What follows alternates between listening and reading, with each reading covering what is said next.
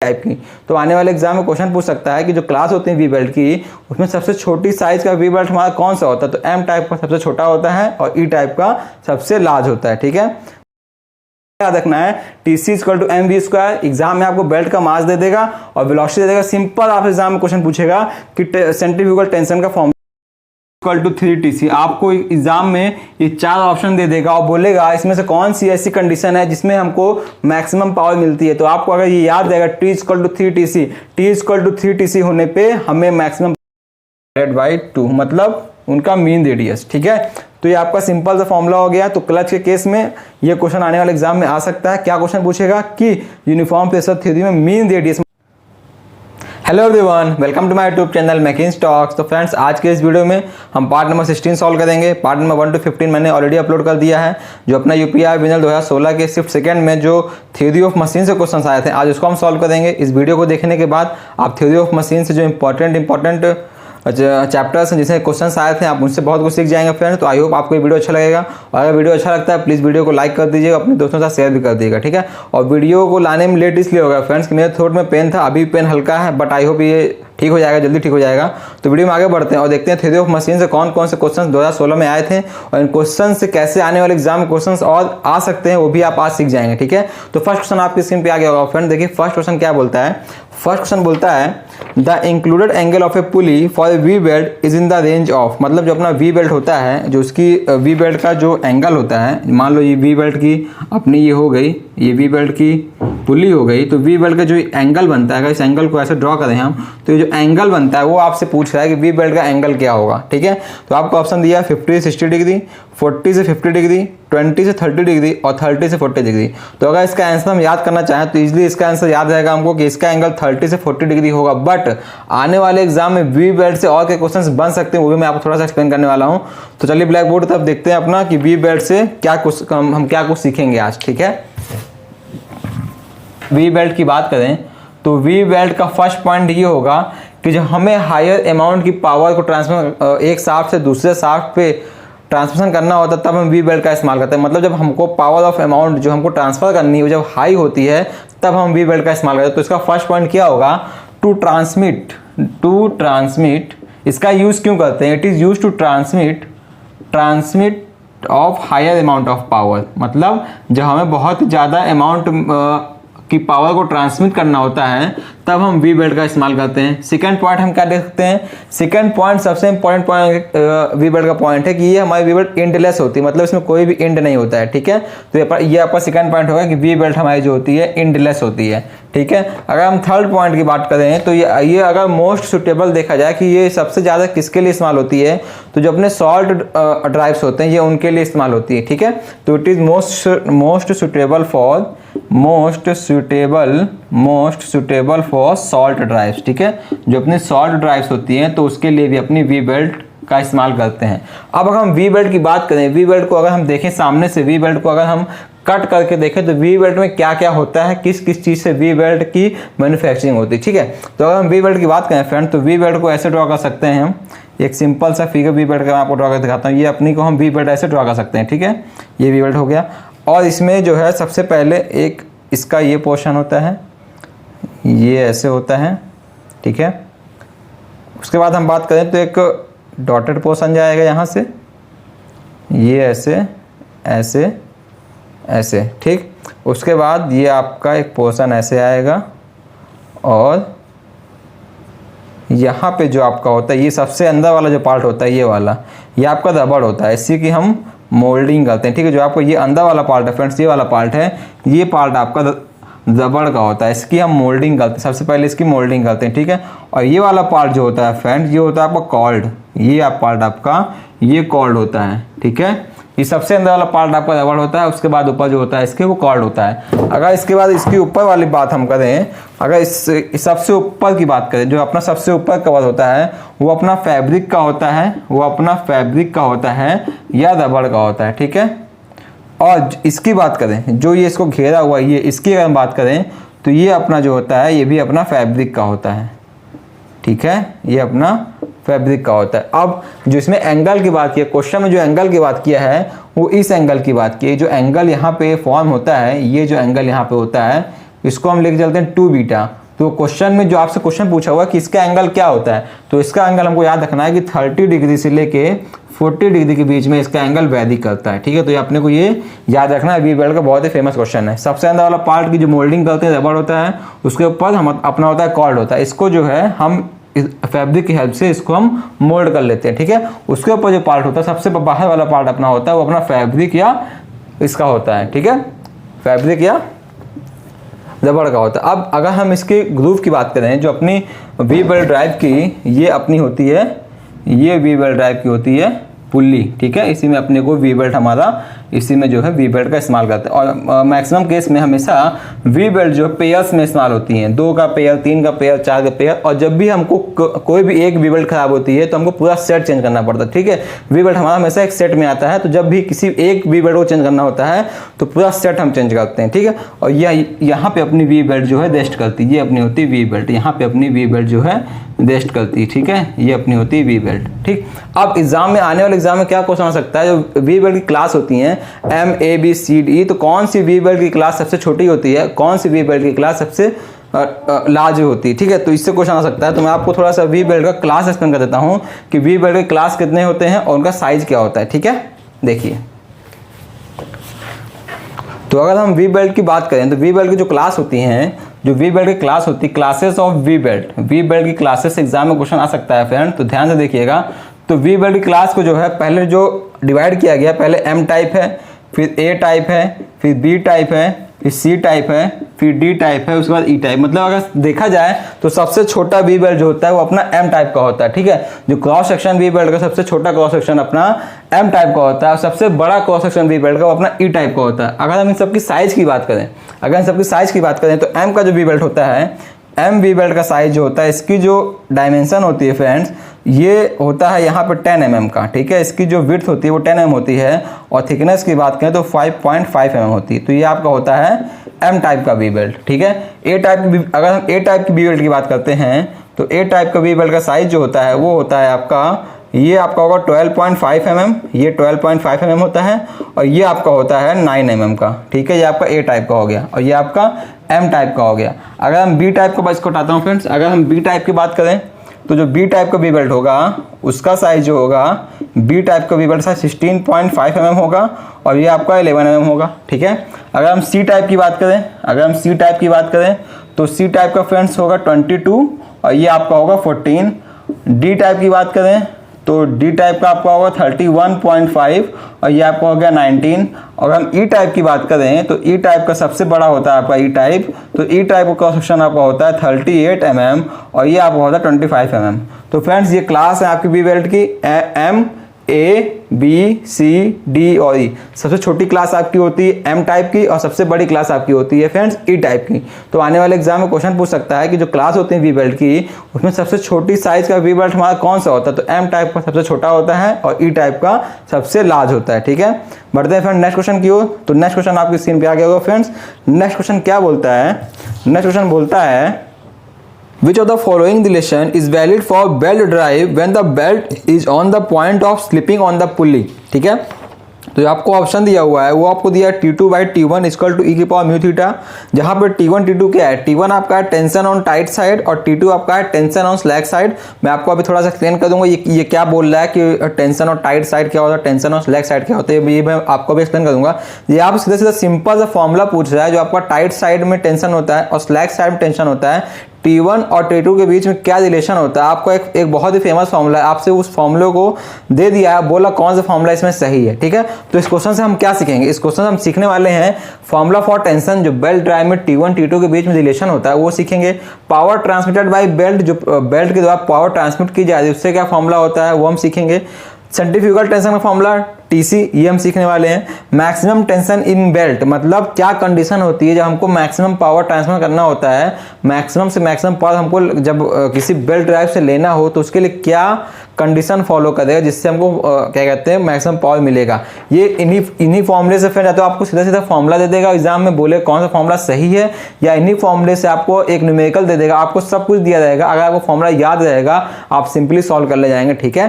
तो देखिए इस क्वेश्चन में हम क्या सीखेंगे। पहले अगर हम बात करें बेल्ट ड्राइव की, तो ये आज के इस क्वेश्चन से हम सीखने वाले होंगे, ये आपकी आज की लर्निंग होगी, ठीक है। अगर हम बेल्ट ड्राइव की बात करें, फर्स्ट हम अगर ध्यान दें बेल्ट ड्राइव के, तो एक होती है ड्राइवर पुली और एक होती है ड्रिवन पुली, ठीक है। मतलब एक होती है ड्राइवर पुली, एक होती है बड़ी पुली, एक मान लेते हैं छोटी पुली है, ठीक है। सिंपल सी बात है। तो ये पुली ड्राइव कर रही, मतलब ये वाली जो पुली है आपकी, ये ड्राइवर पुली है, ठीक है। ये आपकी ड्राइवर पुली है, मतलब पावर इसी में हम दे रहे हैं, पावर जो है इसी में हम दे रहे हैं, मोटर से जिसमें पावर दी जा रही है वो इसमें हम दे दें, ठीक है। ये चलेगी, ये इसको क्या करेगी, चलाएगी। तो ये पुली आपकी हो जाएगी ड्रिवन पुली, ये आपकी हो जाएगी ड्रिवन पुली, ठीक है। अब देखो ये दो पुली हो गई, अब हमने बेल्ट लगा दिया इसमें, हमने इसमें बेल्ट लगा दी, तो ये पुली इधर चलेगी, ये हमने बेल्ट से इसको जोड़ दिया, ठीक है। और ये पुली आपकी इधर चलेगी, ये आपकी इधर चलेगी, ठीक है। ध्यान क्या देना है आपको, टाइट साइड जो आपको क्वेश्चन बोला है, टाइट साइड बोला है क्वेश्चन में, और एक बोला है आपको स्लैक साइड। इसका क्या मतलब है, ठीक है। देखो जब ये पुली चलेगी, इसमें हम पावर दे रहे हैं, तो ये पुली इस बेल्ट को खींचेगी अपनी तरफ, ठीक है। तो ये इधर चलेगा, बट ये इधर जब जाएगा तो यहाँ पे इसको लूज कर देगा बेल्ट को, तो ऊपर वाली बेल्ट हमारी थोड़ा सा लूज हो जाएगी, ठीक है। ये आपकी बेल्ट थोड़ा सा लूज हो जाएगी, तो जब ये इसको खींचेगा तो ये बेल्ट हमेशा जो है टाइट रहेगी। तो इस वाले बेल्ट को हम बोलते हैं टाइट साइड, ये आपका होता है टाइट साइड, ठीक है। और ये वाला आपका होता है स्लैक साइड, ये आपका होता है स्लैक साइड। तो जो स्लैक साइड में टेंशन बनेगा, जो स्लैक साइड में टेंशन बनेगा फ्रेंड्स, वो आपका होगा ये ऐसे, ये ऐसे। टेंशन की अगर हम बात करें तो टाइट साइड में टेंशन को हम लेते हैं T1 और स्लैक साइड में टेंशन को हम लेते हैं T2, ठीक है। तो इन दोनों के बीच में जो फॉर्मूला बनता है, उसी फॉर्मूले में क्वेश्चन में आपको वही फॉर्मूला दिया हुआ है और बोल रहा कौन सा फॉर्मूला सही है। तो अगर हम इन दोनों के क्वेश्चन की रिलेशन की बात करें फॉर्मूले की, तो जो फॉर्मूला बनता है वो आपका आता है T1/T2 इक्वल टू e की पावर म्यू थीटा। तो ये इसका फॉर्मूला है, बहुत ही फेमस फॉर्मूला है फ्रेंड, ये आपको हमेशा याद रखना है, ठीक है। मतलब टाइट साइड का टेंशन ऊपर जाएगा T1, स्लैक साइड का टेंशन नीचे जाएगा T2 इक्वल टू e की पावर म्यू थीटा। अब अगर हम इस म्यू की बात करें, म्यू आपका होता है कोफिशिएंट ऑफ फ्रिक्शन, ये आपका होता है कोफिशिएंट ऑफ फ्रिक्शन, ठीक है, ये आपका म्यू होता है। और थीटा की बात करें तो थीटा आपका होता है एंगल ऑफ कॉन्टैक्ट। अब ये कहाँ से निकल के आता है फ्रेंड, ध्यान रखना आपको हमेशा, एंगल ऑफ कांटेक्ट जो होता है वो ड्रिवन पुली कर लेते हैं हम, ठीक है। तो अगर हम बात करें तो यहाँ पे बेल्ट कांटेक्ट में है और यहाँ पे बेल्ट कांटेक्ट में है, तो ये आपका जो एंगल बनेगा, ये जो एंगल बनेगा वो आपका थीटा एंगल बुलाएगा, ठीक है। उसको हम बोलेंगे थीटा एंगल, यही आपका होता है angle of contact, angle of contact, ये आपका होता है एंगल ऑफ कॉन्टैक्ट थीटा। अब ये एंगल ऑफ कॉन्टैक्ट हमेशा रेडियन में लेंगे, ना कि डिग्री में, ठीक है। तो ये आपका हमेशा रेडियन में रहेगा, ठीक है, ये याद रखना आपको, एंगल ऑफ कॉन्टैक्ट हमेशा रेडियन में रहेगा। और फॉर्मूला क्या है, फॉर्मूला है आपका T1/T2 इक्वल टू e की पावर म्यू थीटा, ये आपको फॉर्मूला हमेशा याद रखना है। तो ये आपका हो गया टेंशन का फॉर्मूला दोनों बेल्ट का। ये आपका होता है टाइट साइड, ये आपका होता है स्लैक साइड।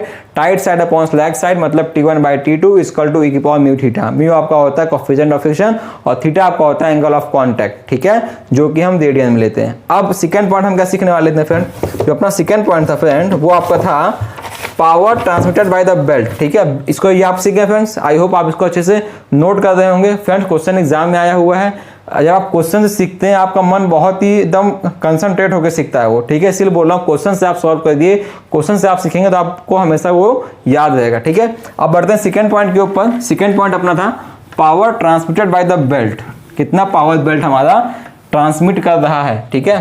तो अगर हम सेकंड पॉइंट की बात करें, power transmitted by belt, power transmitted by belt. देखो मान लो ये पुली है आपकी, ये आपकी पुली है ड्राइविंग पुली, ये आपकी पुली है ड्रिवन पुली, ठीक है। ये आपकी है ड्राइविंग, ये आपकी है ड्राइविंग और ये आपकी है ड्रिवन, ठीक है। ये चला रहा है और ये चल रहा है। अब इन दोनों के बीच में लगा हुआ है बेल्ट ड्राइव। टेंशन की बात करें तो यहाँ पे आपका T1 आएगा, टाइट साइड है, यहाँ पे आपका T2 आएगा, स्लैक साइड है, ठीक है। ये समझ में आ गया ना कि ये टाइट क्यों, ये स्लैक क्यों है, ये इधर चलेगा तो ये इधर चलेगा, ठीक है। अब अगर हम बात करें इसमें पावर की, तो अगर हम पहले टर्निंग इसका फोर्स निकालें, टर्निंग फोर्स निकालें, तो जो इफेक्टिव टर्निंग फोर्स आएगा फ्रेंड्स, इफेक्टिव टर्निंग फोर्स, जो इसका इफेक्टिव टर्निंग फोर्स आएगा, जिसको हम बोलते हैं ड्राइविंग फोर्स, मतलब ड्राइविंग फोर्स जो इसको चला रहा है, जिस फोर्स से अपनी बेल्ट ड्राइव चल रही है, वो आपका होगा T1 माइनस T2, मतलब टाइट साइड का टेंशन माइनस स्लैक साइड का टेंशन। ये आपका आएगा न्यूटन में, ठीक है, ये आपका आएगा न्यूटन में। अब अगर हम बात करें, आपका पावर फॉर्मूला क्या होता है फ्रेंड? पावर फॉर्मूला होता है work done per unit time, मतलब वर्क डन पर सेकेंड। ये आपका होता है पावर, वर्क डन पर सेकेंड, ठीक है, ये आपका होता है पावर। तो अगर हम यहाँ पे निकालें वर्क डन पर सेकेंड, अगर हम निकालें वर्क डन पर सेकेंड, तो वो क्या आएगा फ्रेंड्स? आपका आएगा T1 minus T2 multiplied by V। ये V क्या है? जो जिस वेलोसिटी से V चल रहा है, ये आपकी बेल्ट ड्राइव चल रही है, मतलब ये है वेलोसिटी ऑफ बेल्ट, किसमें? मीटर पर सेकेंड में, ठीक है। ये आपकी लीनियर वेलोसिटी बेल्ट की है, तो फोर्स इंटू वेलोसिटी क्या होता है? पावर होता है, मतलब वर्क डन पर सेकेंड। तो ये आपका होगा न्यूटन मीटर पर सेकेंड, मतलब ये आपका होगा वाट में। ये पावर आपकी आ जाएगी वाट में। तो पावर फॉर्मूला क्या होगा? पावर का फॉर्मूला हमेशा आपको याद रखना है। पावर फॉर्मूला आपका होता है T1 minus T2 multiplied by उसकी लीनियर वेलोसिटी। तो ये आपका V बेल्ट का पावर का फॉर्मूला हो गया। एग्जाम में क्या करेगा? आपको T1 दे देगा, T2 दे देगा, और आपको जो है वेलोसिटी दे देगा V बेल्ट ड्राइव की, और आपसे बोलेगा पावर निकालिए। अगर आपको पावर का फॉर्मूला याद रहेगा तो आप इजीली वैल्यू पुट करेंगे और आपको पावर फॉर्मूला मिल जाएगा, ठीक है फ्रेंड। तो आपका सेकंड टॉपिक हो गया power transmitted by the belt drive. अब चलते हैं थर्ड टॉपिक के ऊपर। थर्ड आपका है centrifugal tension, that is TC, ठीक है। जिसको हटाता हूं फ्रेंड मैं।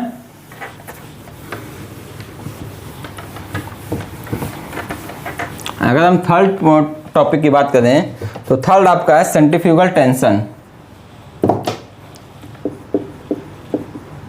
सेंट्रीफ्यूगल टेंशन, इसको हम बोलते हैं TC।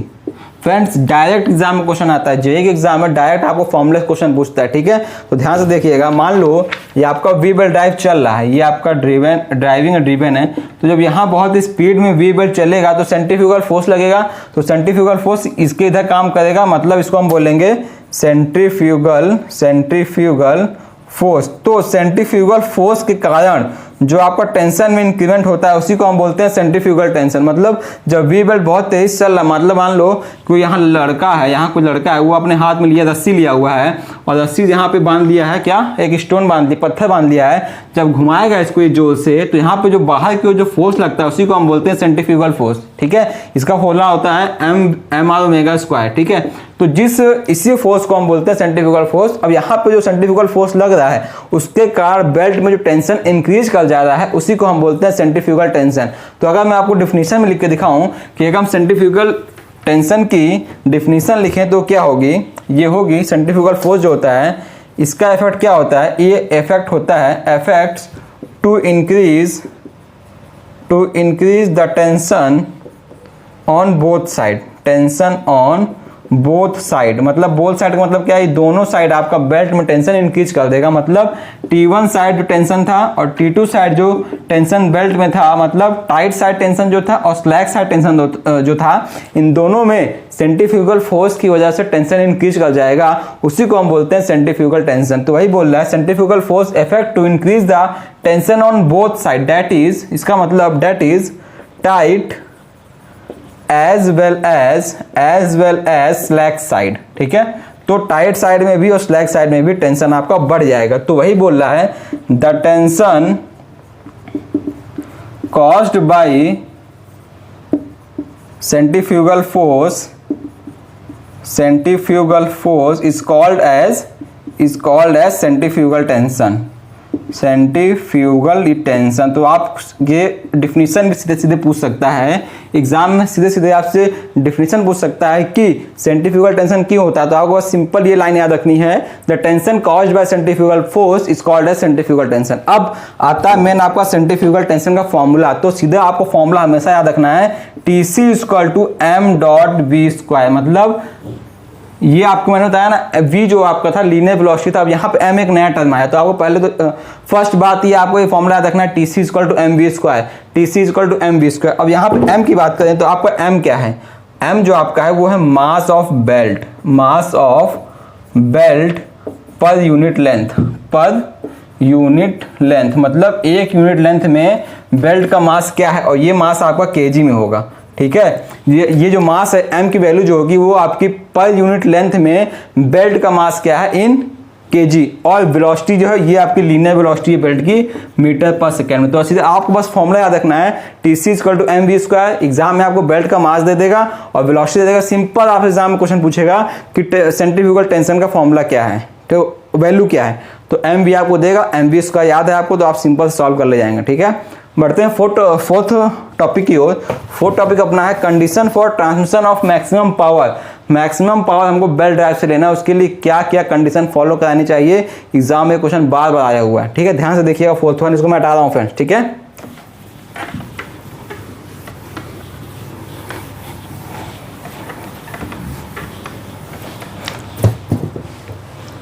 तो फोर्थ अगर हम बात करें तो है condition for maximum transmission of power. तो आपको ये फॉर्मूला हमेशा याद रखना है कि किस कंडीशन पे हम मैक्सिमम पावर बेल्ट ड्राइव से ले सकते हैं। ठीक है, तो सिंपल दो फॉर्मूला है, कुछ नहीं। पहला फॉर्मूला आपका है T इक्वल टू 3TC और second formula velocity equal to √T/3m। तो ये दो फॉर्मूला आपको याद रखना है। सिंपल आपको फॉर्मूला में क्वेश्चन दे देगा T equal to 2TC, T equal to TC, T equal to 1/2TC, T equal to 3TC। आपको एग्जाम में ये चार ऑप्शन दे देगा और बोलेगा इसमें से कौन सी ऐसी कंडीशन है जिसमें हमको मैक्सिमम पावर मिलती है। तो आपको अगर ये याद रहेगा T equal to 3TC, T equal to 3TC होने पे हमें मैक्सिमम पावर मिलती है, जहां पे आपका T जो है आपका मैक्सिमम टेंशन है बेल्ट का, maximum tension in belt, maximum tension in belt. आपका T जो है मैक्सिमम टेंशन है बेल्ट का। तो फ्रेंड्स ये दो कंडीशन आपको हमेशा याद रखनी है कि जब भी हमको बेल्ट ड्राइव से मैक्सिमम पावर लेना होगा तो T इक्वल टू 3TC होगा, मतलब 3 टाइम्स ऑफ सेंट्रीफ्यूगल टेंशन, और वेलोसिटी जो होगी बेल्ट की √T/3m, जहां पे m जो है बेल्ट का मास है। ठीक है, तो आई होप आपको ये टॉपिक अच्छा लगा होगा फ्रेंड्स। बढ़ते हैं नेक्स्ट क्वेश्चन की ओर, देखते हैं थर्ड क्वेश्चन से हम क्या क्या सीखेंगे। ठीक है, तो थर्ड क्वेश्चन क्या बोलता है फ्रेंड, थर्ड क्वेश्चन बोलता है which of the following theory is applicable when friction lining is new.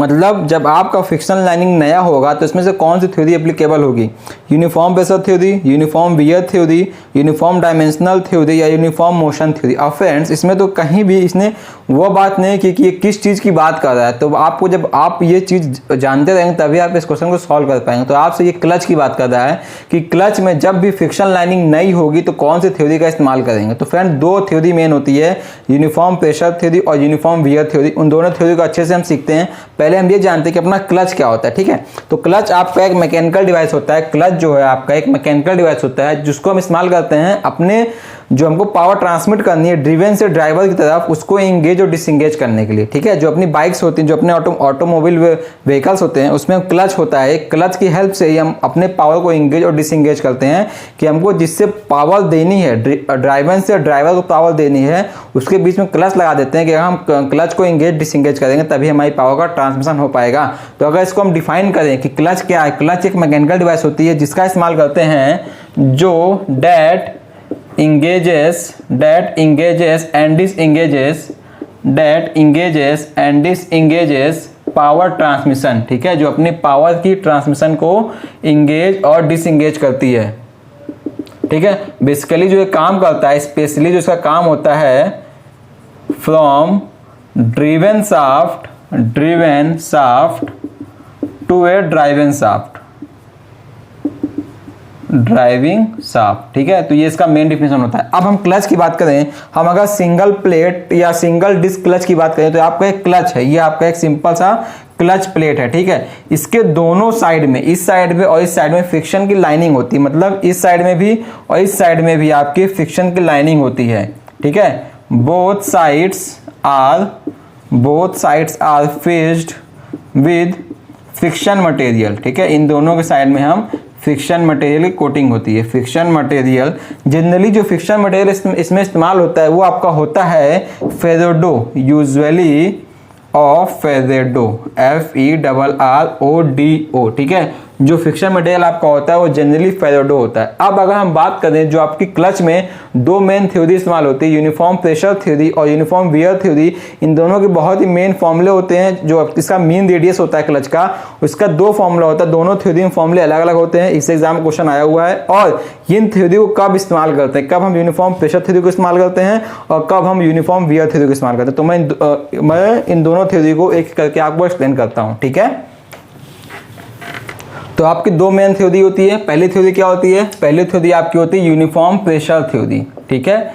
आपको ये दोनों थ्योरी आपको याद रखना है। पहली आपकी होती है यूनिफॉर्म प्रेशर थ्योरी और सेकेंड जो थ्योरी होती है वो आपकी होती है uniform wear theory, uniform wear theory, ठीक है। अब हम किस थ्योरी का इस्तेमाल कब करते हैं उससे एग्जाम में क्वेश्चन आया हुआ है। ये वाला क्वेश्चन उसी से आया हुआ है। देखो, जब भी अपनी फ्रिक्शन की लाइनिंग नई होती है, जब भी अपनी फ्रिक्शन की लाइनिंग नई होती, मतलब new friction lining, new friction lining मतलब अपना क्लच बिल्कुल नया है, तब हम यूनिफॉर्म प्रेशर थ्योरी का इस्तेमाल करेंगे। क्योंकि जब अपना लाइनिंग फ्रिक्शन की लाइनिंग उस प्लेट में नई है तो उसमें जो प्रेशर लगाएगा उस प्रेशर को इक्वली डिस्ट्रीब्यूट कर देगा, मतलब प्रेशर की इंटेंसिटी इक्वली डिस्ट्रीब्यूट होगी। इसीलिए हम वहाँ पे यूनिफॉर्म प्रेशर थ्योरी का इस्तेमाल करते हैं। यहाँ इसमें क्या होता है, आपकी प्रेशर की इंटेंसिटी यूनिफॉर्म होती है, मतलब इंटेंसिटी ऑफ प्रेशर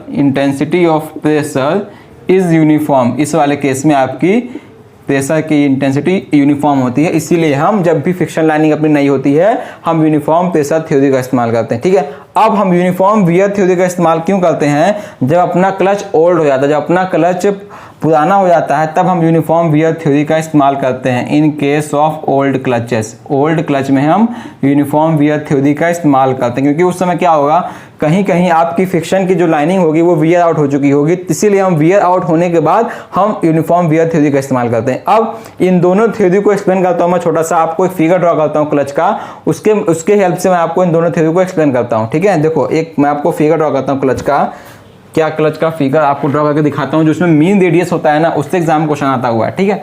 देखो, एक क्लच का फिगर ड्रॉ करता हूँ आपके लिए मैं। मान लो ये आपका एक क्लच है, ये आपका एक सिंगल प्लेट क्लच है, ये आपका सिंगल प्लेट का क्लच है, ठीक है। अब इसके बाद इन दोनों साइड में आपका फ्रिक्शन सरफेस है, एक सरफेस ये हो गया फ्रिक्शन का और एक सरफेस ये हो गया। आप लोगों ने डिप्लोमा में बिल्कुल इस चीज़ को देखा होगा, आपकी बुक में ये रहा होगा, पक्का रहा होगा। देखो, यहाँ पे ये हो गया फ्रिक्शन सरफेस, डॉटेड डॉटेड इसको दिखा देते हैं हम, और यहाँ पे ये हो गया फ्रिक्शन सरफेस। ध्यान से देखना फ्रेंड्स, ठीक है। यहाँ पे ये होगा और यहाँ पे ये होगा, तो ये दोनों आपके जो होंगे फ्रिक्शन सरफेस हो गया। ये आपका हो गया फ्रिक्शन सरफेस, फ्रिक्शन सरफेस। और ये आपका जो हो गया, ये आपका हो गया सिंगल डिस्क और प्लेट, ठीक है। तो अब देखो, जो इसकी डायमेंशंस होंगी वो कैसे याद रखना है आपको। देखो, यहाँ से जब यहाँ से हम यहाँ पे जो ये लग रहा है, ये P, ये आपका P लग रहा है, बताता हूँ मैं आपको अभी P क्या है। ये आपका P लग रहा है और यहाँ पे आपका जो है W लग रहा है, ठीक है। और यहाँ से इस रेडियस को हम बोलेंगे R1 और इस रेडियस को हम बोलेंगे, इसको हम बोल देते हैं R2, छोटे वाले को हम बोलते हैं R2 और बड़े वाले को हम बोलते हैं R1, ठीक है। इधर P लग रहा है, इधर W लग रहा है सेंटर में, इसको R2 R1 बोलते हैं। अब मैं आपको दिखाता हूँ कि R2 R1 W और P क्या है। देखो, ध्यान से देखना, जो आपका P है वो आपका है इंटेंसिटी ऑफ एक्सियल प्रेशर, ठीक है। उसके बाद जो आपका R1 और R2 है वो आपका है external and internal radius of friction faces, ठीक है। जो आपका थर्ड W क्या है, W आपका एक्सियल थ्रस्ट है। फ्रेंड, अब तक तो आप लोग इस क्वेश्चन का आंसर लगा ही लिए होंगे ना। जो क्वेश्चन आपके सामने आया था, जो क्वेश्चन था, उस क्वेश्चन का आंसर क्या होगा। जो क्वेश्चन था, क्वेश्चन बोल रहा था कि नए फ्रिक्शन लाइनिंग का इस्तेमाल हम किस में करते हैं, तो यूनिफॉर्म प्रेशर थ्योरी में हम नए फ्रिक्शन लाइनिंग का इस्तेमाल करते हैं। अब हम सीख रहे हैं कि इस आने वाले एग्जाम में अगर क्लच से क्वेश्चन आता है तो कैसा क्वेश्चन बन सकता है, ठीक है। तो जो आपका पी था वो आपका था एक्सियल प्रेशर, जो एक्सियल प्रेशर लग रहा है उसकी इंटेंसिटी कितनी है, और ये आपका R1 R2 जो है ये आपका एक्सटर्नल और इंटरनल रेडियस है फ्रिक्शन फेस का, ये आपका फ्रिक्शन फेस है, और W आपका एक्सियल थ्रस्ट है। अब प्रेशर की बात करें तो प्रेशर इक्वल टू क्या होता है, फोर्स अपॉन एरिया। तो अगर हम P की बात करें तो P का फॉर्मूला सीधा सीधा आपका होगा फोर्स मतलब upon area pi R1 square minus R2 square, ठीक है। तो ये आपका फॉर्मूला होगा सिंपल सा प्रेशर का। अब इसमें जो पूछता है मीन रेडियस मतलब कैपिटल R, मीन रेडियस का फॉर्मूला हमेशा एग्जाम में आया हुआ है। जे के एग्जाम में हमेशा मीन रेडियस मतलब R से एग्जाम में क्वेश्चन आया हुआ है कि यूनिफॉर्म प्रेशर थ्योरी में हम मीन रेडियस क्या लेते हैं और यूनिफॉर्म वियर थ्योरी में हम मीन रेडियस क्या लेते हैं। तो अगर हम बात करें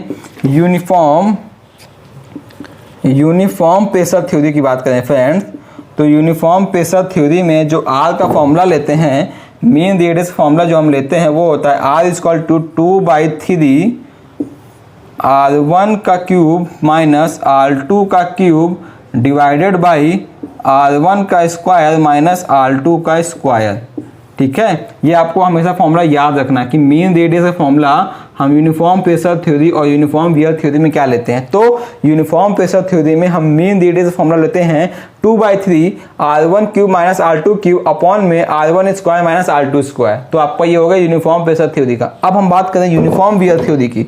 अगर हम यूनिफॉर्म वियर थ्योरी की बात करें, यूनिफॉर्म वियर थ्योरी की बात करें तो यूनिफॉर्म वियर थ्योरी में जो हम फॉर्मूला लेते हैं R का वो अपना लेते हैं R1 plus R2 divided by 2 मतलब उनका मीन रेडियस, ठीक है। तो ये आपका सिंपल सा फॉर्मूला हो गया। तो क्लच के केस में ये क्वेश्चन आने वाले एग्जाम में आ सकता है। क्या क्वेश्चन पूछेगा कि यूनिफॉर्म प्रेशर थ्योरी में मीन रेडियस मतलब जो आपका R है, ये R आपका है mean radius of friction surface, ये आपका है मीन रेडियस ऑफ